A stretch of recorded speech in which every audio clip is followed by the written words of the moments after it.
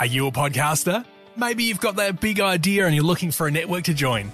The multi-award-winning Ozcast Network can get your content to eyes and ears all over the world. Join now for the first month free, and you could be featuring this sound at the beginning of your podcast. Ozcast. Simply head to ozcastnetwork.com for details.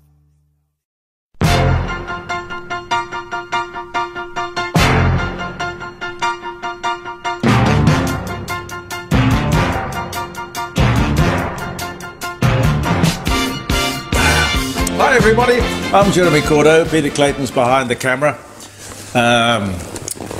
Now, Peter's going to tell us about the 26th of January and why that is the wrong date even for the so-called invasion, which, as I said to you yesterday, when we were talking about Australia Day and this great kerfuffle over it, which happens every year, for nothing. You know, we've got to get back to having one flag, one nation, under God, no arguments about these silly... We got more important things to worry about. We really have. And we've got to stop this welcome to country and all this divided nation business. We've got to stop that. I rather like that T-shirt. Somebody reminded me after yesterday's show, the T-shirt that proudly says, Australia, love it or leave. I think that's great. Australia, love it or leave. Well, I love it. And I do have an Australian flag. The one I have on my flagpole outside is a bit tatty, I must admit. I will, as we come up to the 26th, regardless of what Pete says, we come up to the 26th, I'm going to put up a brand new flag on my pole. Yes, but again, it's nothing to do with 1788. It's to do with 1949 and Australia becoming a nation on that day. So these people are wasting all their energy, all their time. And I also got criticised because we didn't do any dates. I didn't even know that you liked the dates. I just throw the dates or the anniversaries in because I think they're interesting. And people are too inclined to forget things that have passed, things that have gone. I don't like doing that. I like remembering. I mean, from where I'm sitting looking out on my walls here, I've got stuff, of course, that probably wouldn't impress you, but they're milestones. I find them, you know, newspaper hoardings and... don't get me started.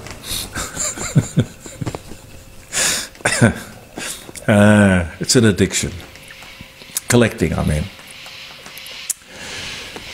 Could I ask, as we approach Australia Day 2024, for people to join with me in asking, please, that we get together under one flag, one nation, under one flag, under God. I know that the socialists in Canberra are not exactly Christians, and they certainly don't like the idea of one flag, particularly if it's not the Aboriginal flag. That doesn't mean that they should get away with it or shut us up. Public opinion, the media, we all should get together to stop this nonsense. No other country in the world has 3 flags. I checked, not one. We've got to get rid of 2 of them. My preference would be, of course, that we fly the Australian flag. But we are a democracy. I think the people should decide, but we should get rid of the 3 flags. One flag. And as I said, please, no more of this welcome to country nonsense. This is my country. Don't welcome me to my country. If I go to one more function, but I can't say that in all honesty because I already do this, I get up and walk out. I regard it as an insult. People kowtowing or some sort of crazy symbolism or patronising gesture. I don't know what it is, but it's not right. We are all Australians, black, white, newcomers, oldcomers. We're all equal. Let's behave that way. Would somebody please tell me, with the massive rainfalls and floods up north, oh, they didn't get any of that right, did they? What is happening with the Murray-Darling? All the talk recently, which I duly brought to you towards the end of last year, of water buybacks. We're talking billions and billions of dollars.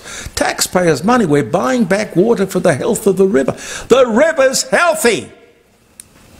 They wanted adequate water flows. Well, for God's sake, you've got adequate water flows. Please, no more of this catastrophising. It's unbelievable that the media doesn't get up on its hind legs and say, I'm sorry, what are you talking about? Oh, we'll just ignore the vast gigalitres of water coming down the Murray-Darling because it doesn't suit the narrative. We can't. No.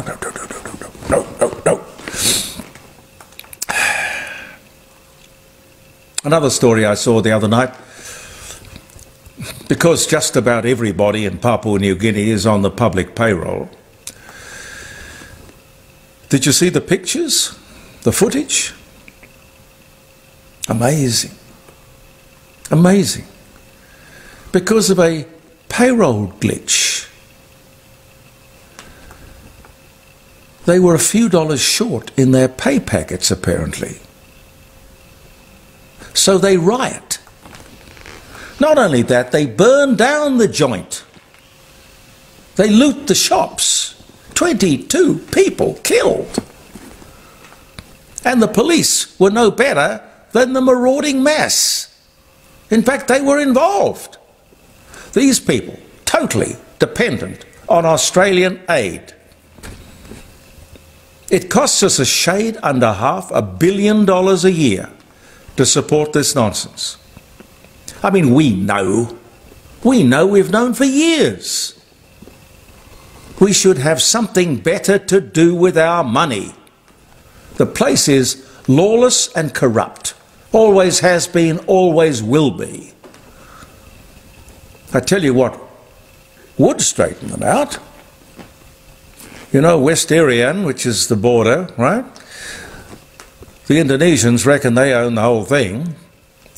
The Indonesians take over Papua New Guinea, you wouldn't see any of this trouble. No way. No way. Why are we supporting, funding corruption and murder? Why? Bizarre. Don't get it. Ford and General Motors have suspended production on all electric vehicles for the foreseeable future because sales of existing models are so bad. Have you seen this in the popular media? Huh? I had a friend in America who sent it to me. Not reported in Australia. Oh, we're too busy promoting electric vehicles to actually report the truth. No, we haven't seen anything like that, and we won't. It doesn't suit the narrative. Here's something. Now, Pete, I don't know, I did send it to you, but I won't commit you to it because I don't know if you've got it readily to hand. But there was a picture of a bulldozer that its job was to bury the turbine blades of the wind farm. Yes, I'm pretty sure I've got it, so I'll tack it on. Oh, well, if you can tack it on here. I'll slip it in here. Here, if you can. If you can't, we'll talk about it tomorrow. But wind turbine blades being buried. This whole thing is disgraceful, a scandal. And nobody to tell the truth, of course. No more updated figures on detainees being released, by the way. Can I ask you why? Why this government is soft on border control and I think wants these people on the street? That's just a personal opinion. Of the 149 dangerous people released, when perhaps only one needed to be released because of the High Court decision, 7 have been arrested. But how many others are out there? You know, they won't tell us. They won't tell us. An inconvenient truth. I think this is crazy stuff. The High Court should be keeping us safe. Anyway, I've some more to say on that at a later date. The new anti-scam measures coming in, and it's about time. There have been a record number of complaints, but it seems that the government and banking forces, if I can put it that way, will be marshalled to, if not fix, certainly deter the crooks, causing this epidemic, which, I don't know, costs us billions and billions of dollars and a lot of personal embarrassment and inconvenience. It's about time. Now, if technology can come up with a way for these crooks to swindle us, surely the good guys have got the street smarts to come up with technology that can combat that. I don't buy that we are going to be victims of crime just because of technology. Oh, and by the way, before I forget, welcome to the hottest, driest summer in our history. Woo!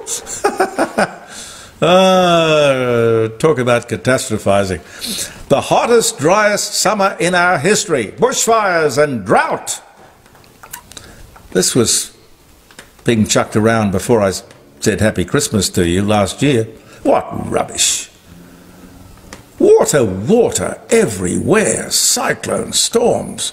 Last year, the hottest.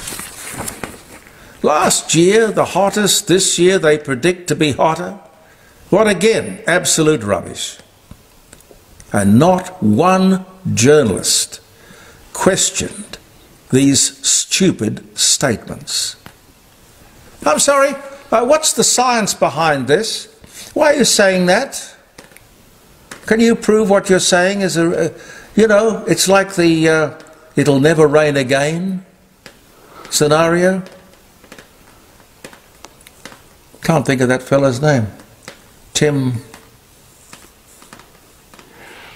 Anyway, he was here. I don't know where he is now. He's gone somewhere else because I don't think he could stand the heat. I'm sorry. I don't mean to be calling out climate change. Anyway, no science, no truth. 2023 was the hottest year. I'm quoting here. 2023 was the hottest year since before pre-industrial times. And again, they got away with it. But again, I say rubbish. There were no global records before industrial times or even after industrial times. The earliest I could find that anyone had kept a note of the temperature was 1885, and that was a local village recorded in England, nowhere else in the world. And by the way, the Industrial Revolution was between 1760 and 1840. You could look that up, couldn't you? You could, I did, you could. Not one mention made of the fact that the last 3 months have been the wettest and coolest in recorded history here in Australia. And look at America at the moment, being swept with some of the worst, coldest weather in history. No, couldn't report that. It doesn't suit the narrative. No. I don't know who is writing the stuff or who's calling the tune, but I think you're all disgraceful. You've got to ask, you've got to learn to ask why. And would you prove it? And how do you know this? If you're a journalist, it's about asking questions. Former Labour Minister Craig Emerson, one is almost tempted to say jobs for the boys. who's surprised, will head up an inquiry into supermarket pricing and the relationship, if there is one, between the farmers, what the farmers get, and what the consumer has to pay. I have no doubt both are being ripped off. No doubt. Then there is the Senate inquiry later this year into supermarket pricing generally. Why is this such a mystery? How much do these inquiries cost? What do they come up with? What are the findings worth? What do you do with the findings? There must be a great big room in Canberra with files stacked to the roof with inquiry findings that nobody ever goes and looks at. What will come of your findings? Craig or Senate? Probably nothing. Farmers and supermarkets, here are the facts of life. Farmers and supermarkets are free to charge what they like. It's only competition and supply and demand that can affect prices. The farmer chooses to sell his produce, the consumer chooses to buy it. You can't do anything about it unless you want to introduce the argument of predatory pricing or bullying or something. Well, I'd be fascinated to see how you get away with that. Oh, by the way, have I got any time, Pete? Yeah. Only a few days into the new year, and according to this survey, if made, any New Year resolutions have already been broken. Have you made any? Pete, did you make any New Year's resolutions? No, I didn't. I never kept. Oh no, I wanted to lose weight, but I'm doing that. It's working. You have. I'm working. Good. I'm working on it. Sadly, there have been 7 shark attacks in the last few months here in South Australia. Oh God, that's a vexed thing. I have great respect for people who have the confidence to go out there and brave the elements, or even ride a horse. You'll be doing it soon. You'll do it soon. I think he wants to kill me. Anyway, I don't know.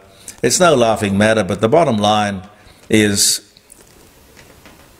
the fish, the sharks, the dolphins, the stingrays. There's a lot of danger out there. This is their territory, their environment. If we enter that environment, we must do it at our peril. I don't mean to. I mean, I feel terribly sorry for the people who lost loved ones because of those shark attacks. But the thing about it is, don't be there.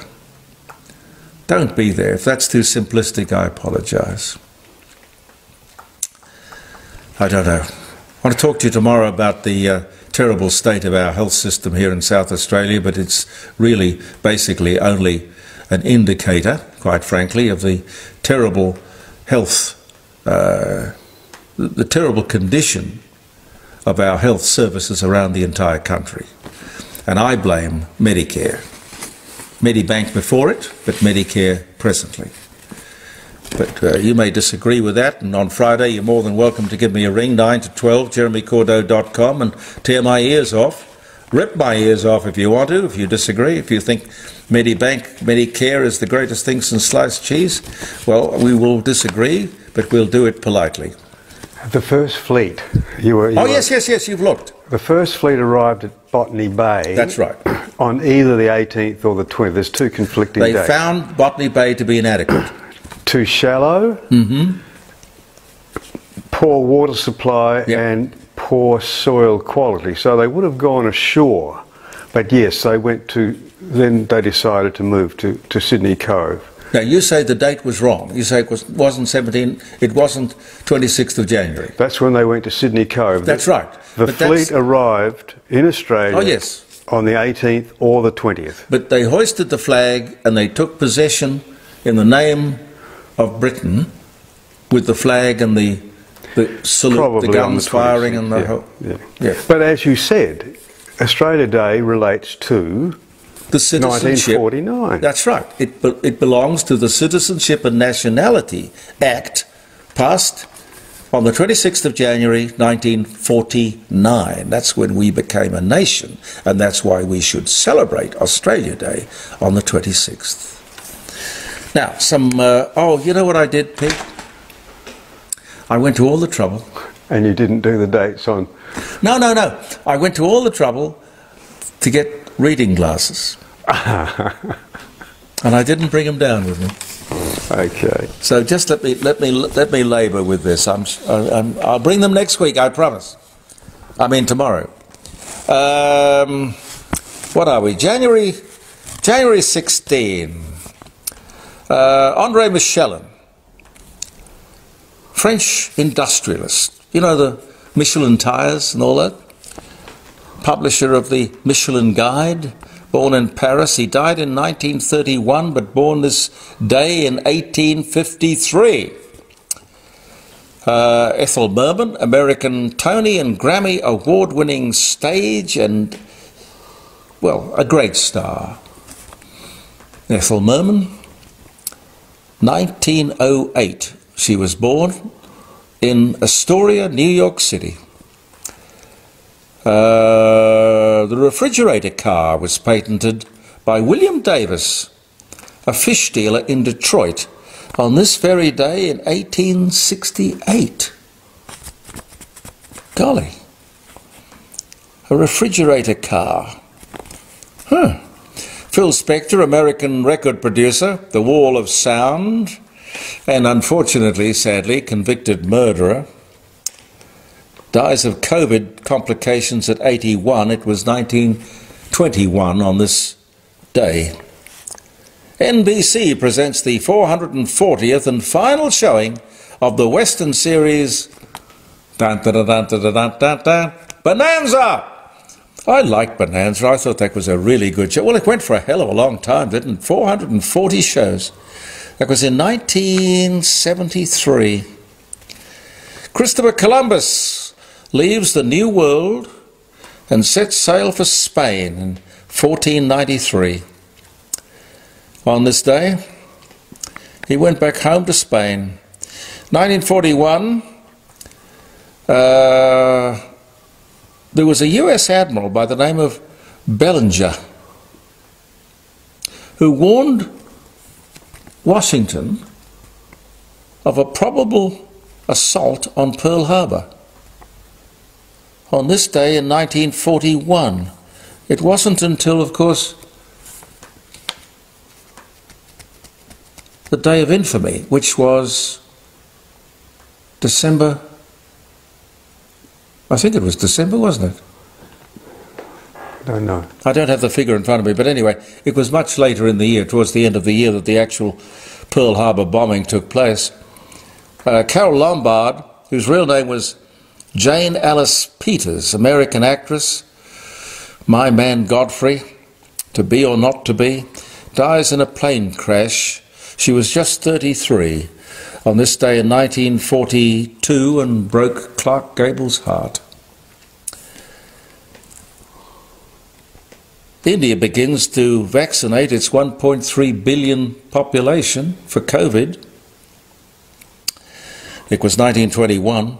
Jim McClelland, Australian solicitor, politician, and also Royal Commissioner. No end of jobs for the boys, ladies and gentlemen. And he was also a judge too. He dies. He was born 1915 but died this day in 1999. They used to call him Diamond Jim. He was a very strange socialist. I remember talking to him a few times. He was a very interesting man. Diamond Jim, because he had the most beautiful... He was a very, very wealthy man. Self-made, I assume. Not exactly what you'd call a socialist. Lived in Point Piper, Wolseley Road, Point Piper. Very, very wealthy man. But still, a good Labour man. Ah, dear. The daily newspaper comic strip of Superman debuts in 1939. Playboy announces an end of stapling the centrefold. What? If you didn't staple the centrefold, what could you do, Pete?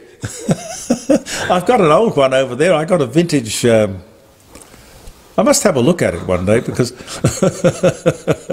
what was risque, dare I say even pornographic, in 1960 must be very... Very tame, I very would imagine. strange by today's standards. Anyway, that was in 1985. They took the staples out. There you go. Oh, and here's one for the climate change characters. Cloncurry recorded a temperature of 53 degrees centigrade. 53?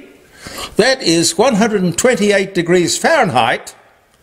Right? Cloncurry in Queensland, that was an Australian historical record.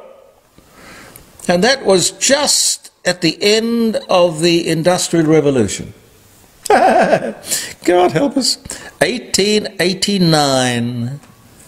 How would they explain that? Oh, no, don't mention that. That doesn't suit the narrative. Can't do that. No. Don't mention that. The first ever flower grown in space on this day in 1916. And Paul McCartney is arrested in Tokyo for possession of marijuana, and not for the first time. 1980. Spent 9 days in jail before they deported him. Anyway, he survived all of that. We can all mostly survive the embarrassments of life. Thank you very much for viewing the Court of Public Opinion. Hey, listen, you must ring us on Friday and tell us what you thought of Pete's The Sweetest Ride, his new song and new video clip. We'd love to know. We'll get you into the dining room table and you can tell us. Okay. Okay. You've got to ring us and tell us what you thought of it. It's a very pretty song. Thank you, Jeremy. No, congratulations again. Thank you very much for viewing the Court of Public Opinion. I'm Jeremy Cordeaux. Peter Clayton is behind the camera. Look forward to your company tomorrow. Believe in yourself, and goodbye for now. Are you a podcaster? Maybe you've got that big idea and you're looking for a network to join. The multi-award-winning Ozcast network can get your content to eyes and ears all over the world. Join now for the first month free, and you could be featuring this sound at the beginning of your podcast. Ozcast. Simply head to ozcastnetwork.com for details.